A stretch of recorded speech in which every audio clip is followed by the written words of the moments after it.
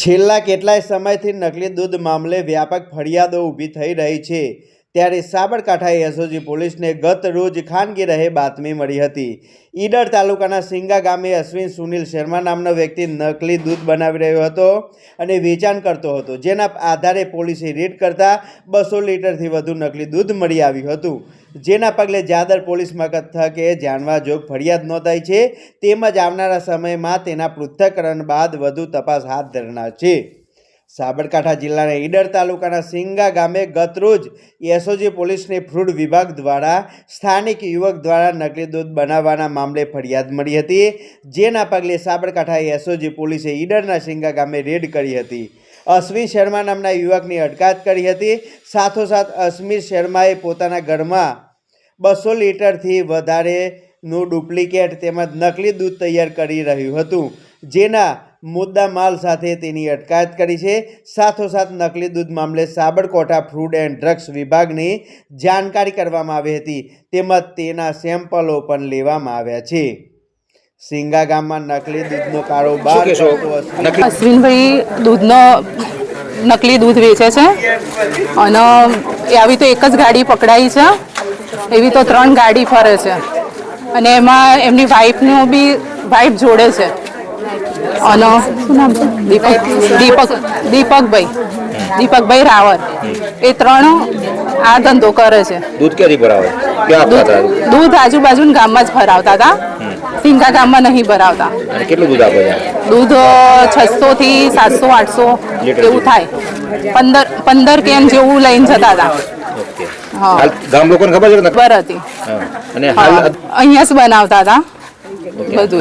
હાલ લોક છે સિંગા ગામમાં અશ્વિનભાઈ શર્મા નામના શખ્સ છેલ્લા કેટલાય સમયથી આ દૂધનો આવો કારોબાર ચલાવતા હતા, જેમાં વિવિધ પ્રકારના કેમિકલો નાખી એક નહીં અન્ય ગાડીઓનો આવો ધંધો કરતા હતા અને ગઈકાલે બાતમીના આધારે અહીંયા રેડ પાડવામાં આવી હતી અને મુદ્દામાલ સાથે એસઓજી હિંમતનગરની ટીમ અહીંયાથી સેમ્પલ લઈ ગયેલી છે અને હવે ગ્રામજનોની એક જ માગણી છે કે આવો કડકમાં કડક કાર્યવાહી થાય અને જે એસઓજી જે સેમ્પલ લઈ ગઈ છે એમાં સત્ય શું છે અને એમાં કોઈ ભીનું સંકેલાઈ ન જાય એવી ગ્રામજનોની માગણી છે અને ભવિષ્યમાં પણ આ પ્રકારની કોઈ પ્રવૃત્તિ ન કરે એવી ગ્રામજનોની માગણી છે। પશુપાલન સાથે જોડાયેલો? ના, આ પશુપાલન આમનો બિલકુલ વ્યવસાય નથી, માત્ર દૂધનો કારોબાર ચલાવતા હતા, જે બીજી મંડળીઓમાં આજુબાજુ જઈને ભરાવી આપ્યા। કેટલું દૂધ ભરાવતો?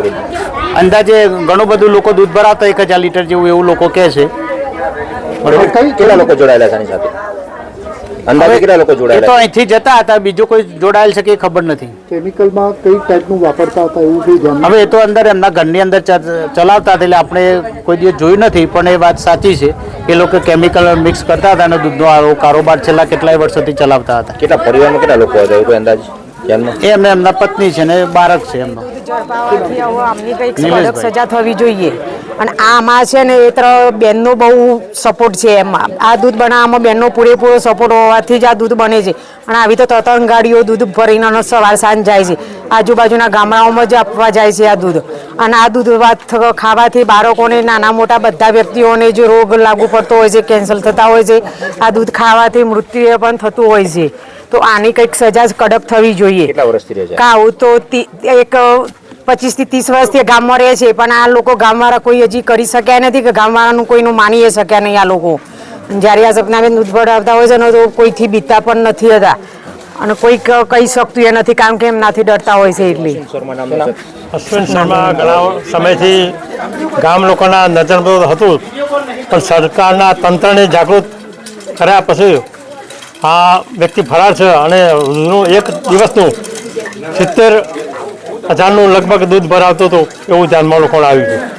એટલે તંત્ર ન્યાય તપાસ પૂરી કરી અને કાયદેસર એના નમૂના લેબોરેટરીમાં પાસ થઈને આવે એના ઉપર ભરોસો રાખે ગામ સરકાર, જે તંત્ર પેલું કરે એના ઉપર ભરોસો છે। ક્યાં ભરાતો દૂધ? આજુબાજુના મંડળીઓમાં ભરાતો?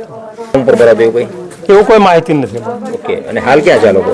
હાલ અહીંયા તો રાત્રે તારુમાણી ફરાર થઈ ગયા છે। વિભાગ દ્વારા તપાસ હાથ ધરાય છે ત્યારે ભીનું ન સંકેલાય તે માટે પણ સ્થાનિક તંત્ર સામે આક્ષેપો કરી રહ્યા છે, ત્યારે છેલ્લા 15 વર્ષથી ચાલતું આ કારોબાર પડદા ફાશ થાય તે જરૂરી છે। જોકે સાબરકાંઠા જિલ્લા પોલીસે પણ એસઓજીના અધિકારી તથા ટીમ પેટ્રોલિંગમાં હતા તે દરમિયાન તેઓને ખાનગી બાતમીદાર દ્વારા માહિતી મળેલી કે સિંગા ગામ ખાતે એક વ્યક્તિ ડુપ્લિકેટ બનાવટી દૂધ બનાવી રહ્યો છે. એ આધારે જરૂરી અધિકારીઓ સાથે ત્યાં સ્થળ ઉપર તપાસ કરતા વે પાવડર, સોયાબીન ઓઇલ વગેરે મળી આવેલું અને એ આધારે પોલીસે કાયદેસર કાર્યવાહી કરેલી છે અને સેમ્પલ એના જે પણ ચેકિંગ માટે મોકલી આપેલ છે. એ આવેથી કાયદાકીય આગળની કાર્યવાહી કરવામાં આવશે. આરોપીને જે તે વખતે મળી આવેલું અને સેમ્પલો મેળવેલા એની પાસેથી અને એ સેમ્પલ આવેથી એના વિરુદ્ધ કાયદાકીય કાર્યવાહી થશે. એફઆઈઆર હાલ નોંધેલ નથી, જાણવા જોગ નોંધવામાં આવેલ છે. એ સેમ્પલનું પૃથ્થકરણ થશે પછી ખબર પડશે કે કયા પ્રકારનું પાવડર કે મિલાવટ કરતા હતા.